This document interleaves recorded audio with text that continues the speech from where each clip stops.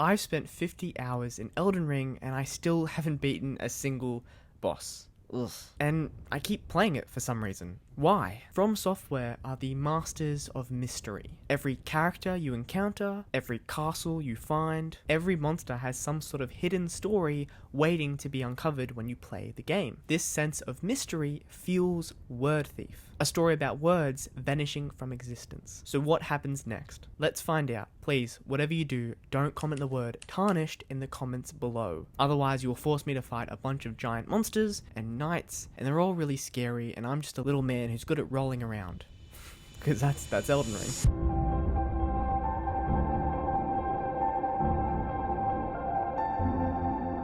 I've played Elden Ring. Have I killed literally any of the bosses? No.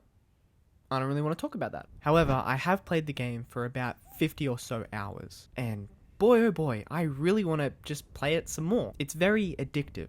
I'll be honest, I'm not very good at the game. Like, I'm pretty horrible, unfortunately. But FromSoftware keep dragging me back in. I keep wanting to play it. And I've been thinking a lot about why that's happening. And of course, one of the big elements is the open world. But what FromSoftware do really well is mystery, and creating mystery and lore through the design of its games. You sort of unravel things step by step as you explore different regions of the map. Mystery is what we're talking about today. And Elden Ring is going to be a huge inspiration into how we can evolve not only a world, but a story. See, while playing Elden Ring, you might bump into someone who's like, "Oh no, my castle has been overrun by monsters. Can someone help?" ? And then you help them, of course, because all you do in the game is fight monsters. And afterwards, you usually, when the story is completed, get a really depressing ending, like the person didn't even want the castle, or their wife's dead, or they're dead, or you're dead. There's a lot of death. Elden Ring is very depressing. The thing is, the castle that you saved, the man that you helped, even the monsters that you killed, all had some sort of lore, some sort of meaning, some sort of mystery. And if you go really, really deep within the game, you can learn all about it. I mean, George R.R. Martin, the man responsible for Game of Thrones, literally helped with the world design and the lore of the game, and they do a really good job at exploring the things that he wrote within the gameplay and with the exploration that you can do, hence why everyone's so addicted to it. So this begs the question, what can we learn from this? Welcome back to Write With Me, a series where we, the people of the internet, create brand new stories together. If you have any ideas for the following story, leave them in the comments below. If you don't, that's okay. We are going to be visiting a counselor together, and we're going to be talking about why you're not commenting on my videos. What is wrong with me? If you do leave a comment, we'll talk about your ideas in the next episode. We're exploring the world of Word Thief, a young adult fantasy series that takes place in a city where the government, or something more sinister, has the power to erase words from existence. What words would they remove? Why? And what happens to those who fight back? Last episode, we explored the series' first primary villain and his backstory. We really wanted to highlight the reason for why he's evil, why he's doing the bad things that he's doing. His name is Taylor B. Bedminster II, and he's a greedy banker who lives in the city of Congard. Bedminster and the city's prince, his name is Vex, have performed a ritual, in turn stealing the word wrong, making it disappear from the public's knowledge. No one can say the word wrong now, and slowly one day they'll forget it completely. When a word goes missing, it leaves behind word essence. The word essence needs to be stored inside a vessel. Otherwise, the word that's been stolen will return to the public, and everyone will remember it again. Prince Vex has given Bedminster the responsibility of looking after the word essence for wrong.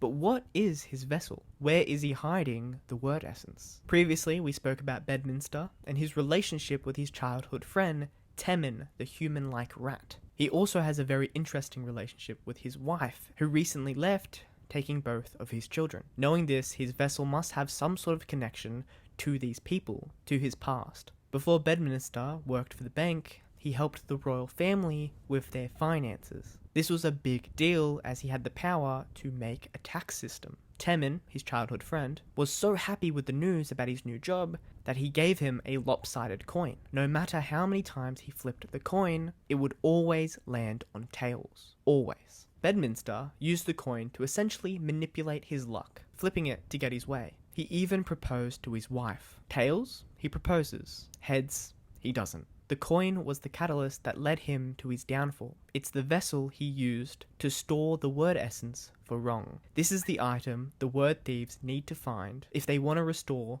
the word wrong and bring it back to the public. Now that we know what vessel Bedminster is using, we need to focus on our heroes. First off, we have Echo, a veteran word thief, who has a mysterious background. Then there's Fern, who's a novice, and is learning from Echo. The search for the word wrong is her first investigation. A word thief's hood is very special, helping them blend in within the night. When the two thieves figure out which word has been stolen, Fern tries to say it. She tries to say the word wrong. However, when she opens her mouth, nothing comes out. It's just blank. That said, Echo is able to say the word. He is a chosen, someone who can remember all words, even those that have been stolen. Because Fern is still learning, Echo takes her through the investigation, step by step. First things first, they need to find the ritual site, as the culprits who performed the ritual may have left evidence behind. So how does a word thief find a ritual site?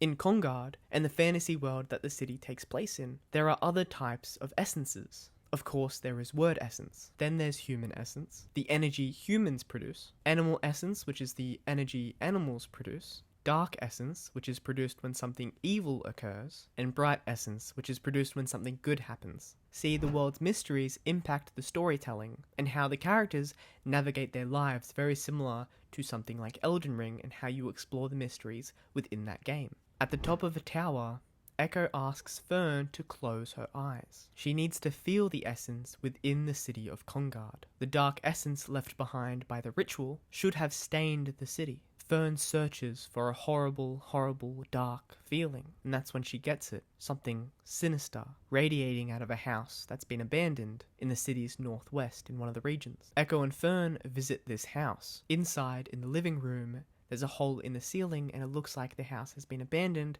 for a very long time. There is blood on the ground, and markings from a dead language that no one knows anymore. Well, except Echo, that is. The two have found the ritual site. Like word essence, dark essence can be read by those who have been trained. While Fern explores the house, Echo decides to feel the essence, to see if there are any clues left behind. Through the essence, he sees visions. Someone is wearing a dark hood. A hand presses against the carpet where the ritual site is. Voices come from the darkness. One of them mentions the bank. We hear Bedminster speak. Nothing can be wrong ever again. The hood turns to Echo as though it knew he'd be watching through the essence. He hears a woman's voice telling the others to hurry up. Someone is watching them. Echo gets out of his trance. Fern finds him, asking if he's okay. During her investigation, she found a sports trophy. Though most of the name has been scratched out, there is some that she can see. A surname, Bedminster. What happened? She asks. Echo explains that she's off the case. There's nothing to worry about, but he doesn't want her involved moving forward. Now that the hooded person is involved, he doesn't want her to get hurt. This pains Fern. Nevertheless, there's nothing she can do.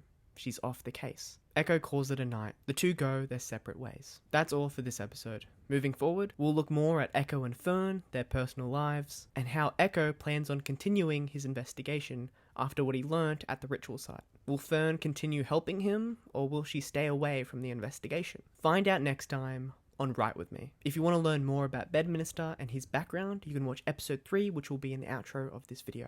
Thank you so much for watching, and I'll make another one very soon. I never mentioned Steve. Steve? Steve? Outro. Oh no.